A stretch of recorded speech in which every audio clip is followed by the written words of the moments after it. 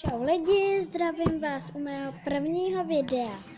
A naše první video bude různýma věcma na vyrábění. Já to musím udělat rychle,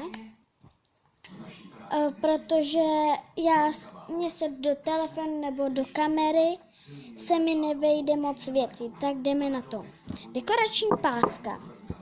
Našli jsme ji, koupila jsem si ji v Pompu a takováhle už tam není. No, nevím, jestli tam zrovna není, třeba ji tam dali, nebo tam je ještě hezčí, ale já si tuhle vybrala, protože jsem ty ostatní moc neprohlídla.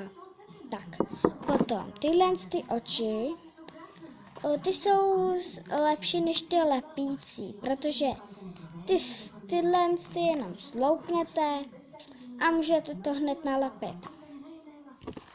Takovýhle věci bývají, kupujou se samotný 2 balíčky a v každém balíčku jsou různý po 4. Potom třpytky. Já mám tady zelenou, zlatou, stříbrnou, modrou, fialovou, červenou. Tak, já ji dám sem. Potom tyhle balíčky bambulek. Máme 2 balíčky. Pak to je džínovka. Nevím, jestli ji vidíte. Pak tyčky.